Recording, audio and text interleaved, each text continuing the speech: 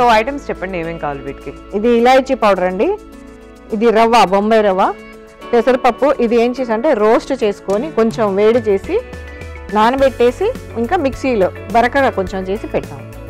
బేసన్ అనమాట, బేసన్ అంటే శనగపప్పు, శనగపిండి 1 స్పూను చాలు దానికి.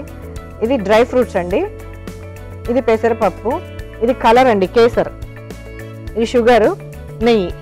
ఓకే అండి, మరి స్టార్ట్ చేద్దామా moong dal halwa preparation? Okay. So Vasanthi గారు, మూంగ్ దాల్ హల్వా ఇంతకీ చేయడం ఈజీయా కష్టమా? చాలా ఈజీ అండి. ఓకే, ముందుగా నెయ్యి వేస్తానండి,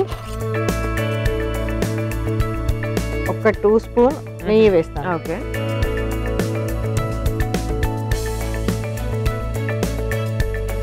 ఇది నేను ఆల్రెడీ రోస్ట్ చేసి అంటే కొంచెం వేడి చేసి నానబెట్టి మిక్సీలో వేసి పట్టేసి తీసుకొచ్చానండి. కొంచెం బరకగా, మొత్తం పేస్ట్ కాకుండా మామూలుగా.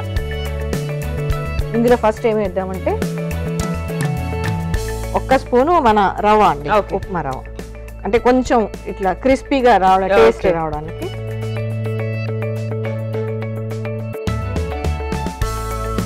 ఒక 2 స్పూన్స్ వేసానండి. ఇది కొంచెం వేడి ఇది అయ్యాక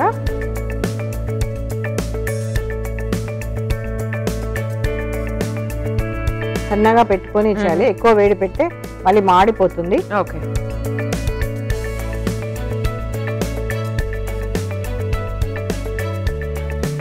1 స్పూన్ వేస్తున్నానండి, 1 to 1.5 స్పూన్ చాలు. దీన్ని కూడా కొంచెం మంచిగా రోస్ట్ చేసుకుందాం.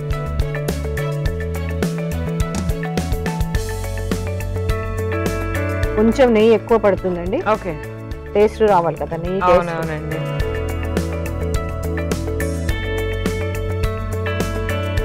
సో మీకు జనరల్ గా స్వీట్ ఐటమ్స్ అంటే బాగా ఇష్టమా, హాట్ ఐటమ్స్ అంటే బాగా ఇష్టమా? రెండు తింటానండి, స్వీట్ కూడా బాగానే తింటున్నాయి. ముందు అంత ఇష్టం లేకుండింది, కానీ ఈ మధ్య కొంచెం తింటున్నా బాగానే.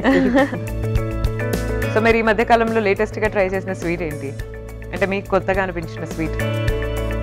స్వీట్ ఎక్కువ చేయలేదు, కానీ ఈ మధ్యలో పిల్లల కోసం బర్గర్, పిజ్జాలు అన్ని చేస్తున్నా. ఇప్పుడు ఇది వేస్తున్నానమ్మా, పెసరపప్పు మనం ఇచ్చేసాం కదా, నానబెట్టేసి రోస్ట్ చేసి మిక్సీలో పట్టింది, 1 కప్ అన్నమాట.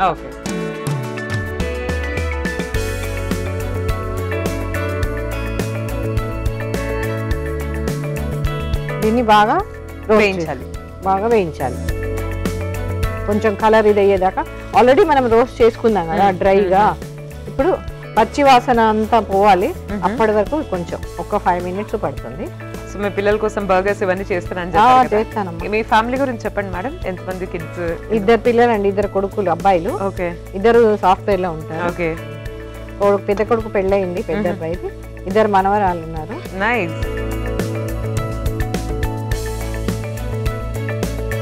నెయ్యి కొంచెం తక్కువ అనిపిస్తే ఇంకొంచెం వేసుకుందాం. సో మీ మనవరాళ్ళకి మీరు చేసే ఎలాంటి డిషెస్ అంటే బాగా ఇష్టం? మా పాపకు ఫ్రెంచ్ ఫ్రైస్ ఇష్టం.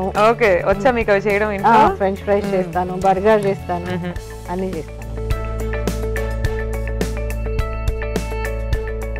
ఇంకా కార్తీక పౌర్ణమి తర్వాత మ్యారేజెస్ స్టార్ట్ అవుతాయి. తులసి మ్యారేజ్ చేస్తారు మా ఇంట్లో, అంటే సాధారణంగా మన సైడ్ అందరూ చేస్తారు అనుకుంటాను నేను. తులసి పూజ చేసి తులసికి కృష్ణుడికి వివాహం చేస్తారు, చిన్న విగ్రహం పెట్టేసి వివాహం చేస్తారు అనమాట. చేసి అందరిని పిలుస్తారు పక్క వాళ్ళను. ఆ కాలంలో అందరిని పిలిచేవాళ్ళు, ఇప్పుడు చాలా బిజీ ఉన్నారు అందరు, ఎవరికి టైం అంత లేదు. ఇప్పుడు పెళ్లిళ్ళు కూడా అలాగే 1-2 రోజుల్లోనే అయిపోతున్నాయి కదా. ఇప్పుడు కొంచెం కలర్ మారింది చూస్తావమ్మా, కలర్ ఇలా మారిపోయి కొద్దిగా పింకిష్ బ్రౌన్ వస్తుంది కదా. ఇప్పుడు షుగర్ వేసుకుందాం. 1 కప్పు పప్పుకి 1 కప్పు వేసుకోవచ్చు, అంటే షుగర్ కొంచెం స్వీట్ తక్కువ కావాలంటే కొద్దిగా తక్కువ. నేను కొంచెం తక్కువ వేస్తున్నా 1 కప్పు కన్నా.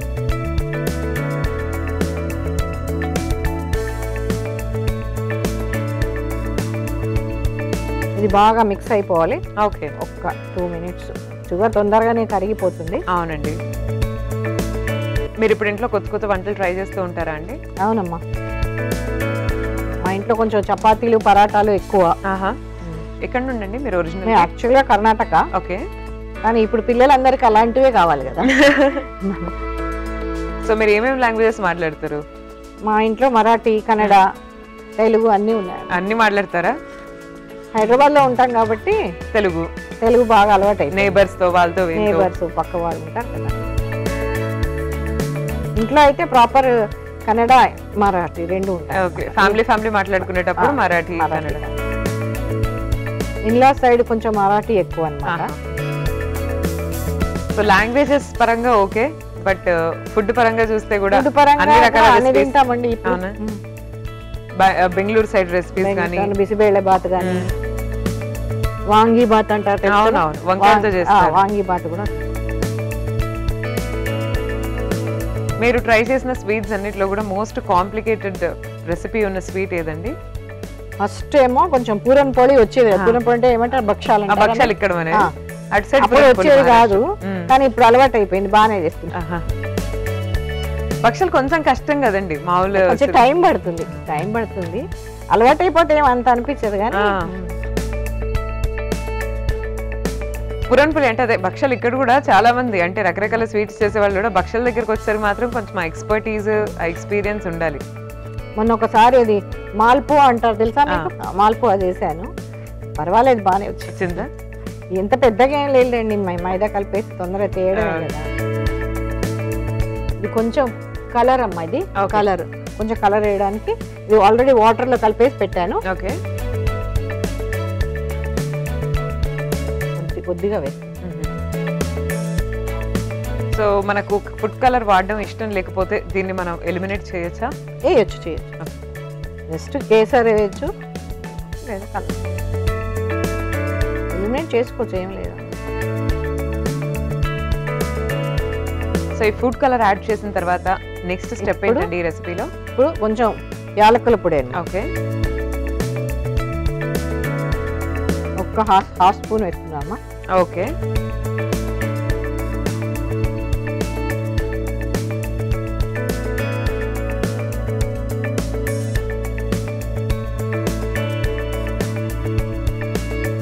అయిపోయిందండి. మనం స్టవ్ ఆఫ్ చేసేయండి. నిజంగా నేను అనుకున్నంత కాంప్లికేటెడ్ రెసిపీ అయితే కాదండి ఇది. చాలా ఈజీ. పెసరపప్పు హల్వా చాలా తొందరగా అయిపోతుంది. అందులో మనం ఇవన్నీ రోస్ట్ చేసి ముందే మిక్సీలో వేసి పెట్టేసుకున్నాం కదా, సో మనకి ఇంకా ఈజీ అయిపోయింది.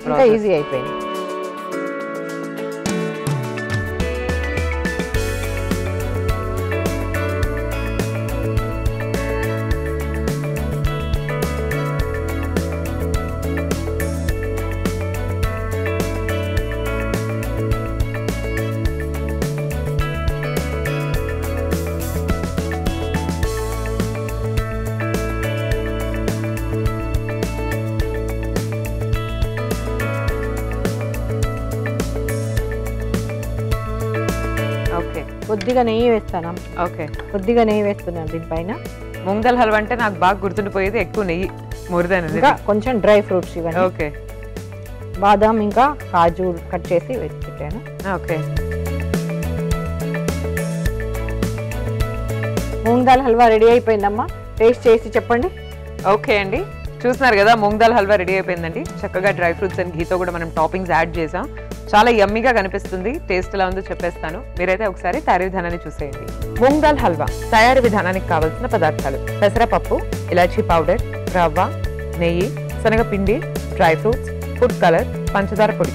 మూంగ్ దాల్ హల్వా తయారీ విధానం: ముందుగా స్టవ్ వెలిగించి పాన్ పెట్టుకుని అందులో నెయ్యి, రవ్వ, శనగపిండి, పెసరపప్పు పేస్ట్ వేసి కాసేపు వేయించుకొని తర్వాత అందులో పంచదార పొడి, ఫుడ్ కలర్, యాలకుల పొడి వేసి కలుపుకొని కాసేపు అయ్యాక సర్వింగ్ ప్లేట్ లో తీసుకొని అందులోనే డ్రై ఫ్రూట్స్ వేసి సర్వ్ చేసుకోవాలి. అంతే, మూంగ్ దాల్ హల్వా రెడీ.